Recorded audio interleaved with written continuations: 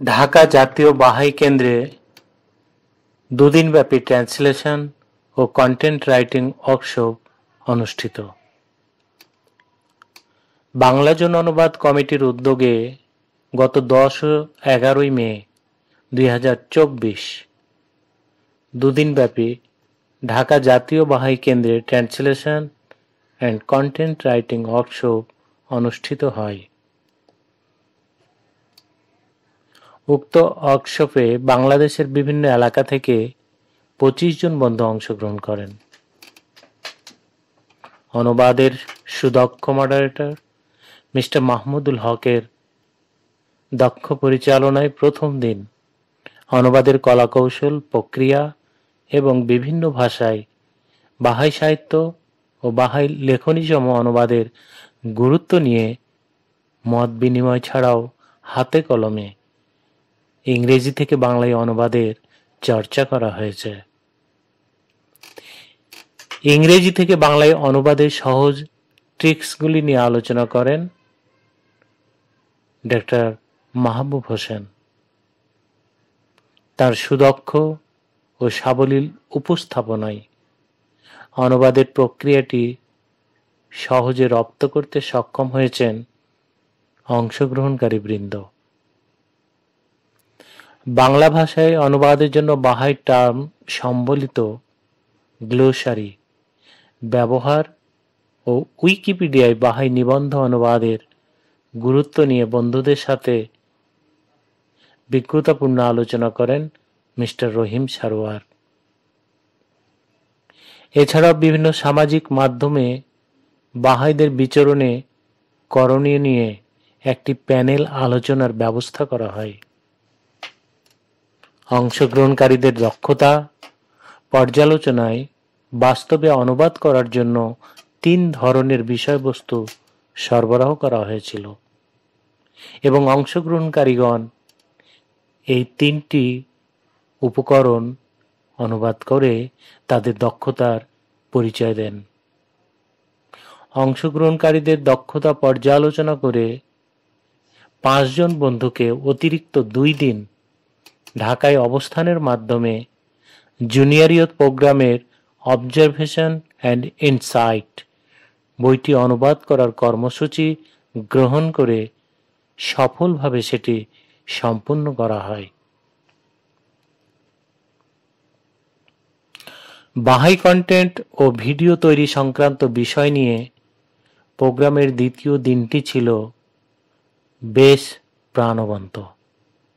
Content কি, কন্টেন্টের প্রকারভেদ সহ বিভিন্ন কন্টেন্ট তৈরি ও লেখার কলাকৌশলগুলো হাতে কলমে রপ্ত করা হয়েছে। মূলত ইমেজ, ভয়েস, টেক্সট ও ভিডিও কন্টেন্টগুলো কিভাবে আকর্ষণীয় করে তোলা যায় তার উপর মতামত ব্যক্ত করা হয়েছে। বাস্তব ক্ষেত্রে টেক্সট ও ভিডিও কন্টেন্ট তৈরিতে অংশগ্রহণকারীদের আগ্রহ ও সম্পৃক্ততা ছিল উৎসাহজনক। সৈয়দ শফিকের প্রাণবন্ত পরিচালনায় অংশগ্রহণকারীদের মধ্যে শেখার আগ্রহ ও উদ্দীপনা বিশেষভাবে পরিলক্ষিত হয়েছে। ইতিমধ্যে বাংলা ভাষায় বাহাই ওয়েবসাইট ও বাহাই বাংলা ব্লগ ইন্টারনেট জগতে স্থান পেয়েছে।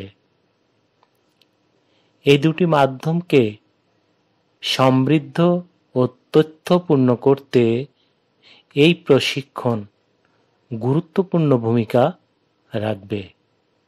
এছাড়াও বিভিন্ন সামাজিক মাধ্যমে উন্নত, শিক্ষণীয় ও তথ্যবহুল বাহাই কন্টেন্ট সমূহ ছড়িয়ে দিতে অংশগ্রহণকারীগণ তাদের তৎপরতা অব্যাহত রাখবে বলে আশা করা যায়। ওয়ার্কশপে তাৎপর্যপূর্ণ বিষয়ের মধ্যে অন্যতম একটি হল তরুণ বয়সীদের অংশগ্রহণ, যারা আমাদের ভবিষ্যৎ প্রজন্ম। এছাড়াও মারমা উপজাতীয় প্রতিনিধি হিসাবে 4 জনের একটি গ্রুপের উপস্থিতি, যারা মারমা ভাষায় বাহাই প্রার্থনা ও লেখনীর প্রকাশনায় ভূমিকা রাখতে প্রতিশ্রুতিবদ্ধ হয়েছেন।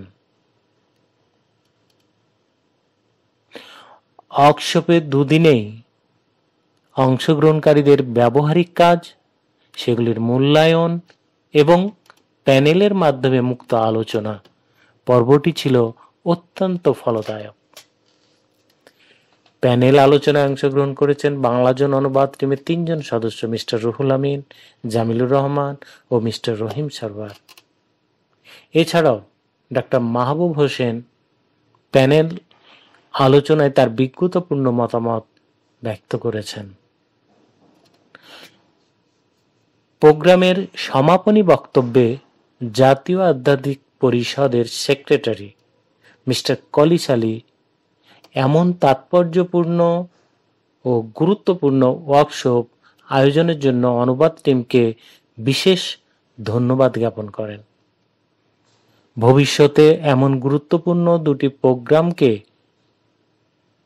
ট্রান্সলেশন এবং কন্টেন্ট রাইটিং একসাথে সম্পৃক্ত না করে পৃথকভাবে আয়োজন এবং সময়ের পরিধি আরো বাড়ানো যায় কিনা বাংলাজন অনুবাদ টিমকে তা ভেবে দেখার অনুরোধ করেছেন। ওয়ার্কশপের শুরুতে অংশগ্রহণকারীগণ প্রত্যেকে দুদিনে তাদের প্রত্যাশা কি তা লিখে জানান এবং শেষ দিনে এই দুদিনে কি কি শিখেছেন, কি অর্জন করেছেন এবং ভবিষ্যতে এ ধরনের ওয়ার্কশপকে আরো ফলপ্রসূ করার জন্য তাদের মূল্যবান পরামর্শগুলো পৃথক কাগজে লিখে বাংলাজন কমিটির কাছে হস্তান্তর করেছেন। বাংলাজন কমিটি অংশগ্রহণকারীগণের এসব মূল্যবান মতামত বিবেচনায় রেখে আগামীতে ওয়ার্কশপকে সফল করে তুলতে বিবেচনায় রাখবেন। ধন্যবাদ সবাইকে।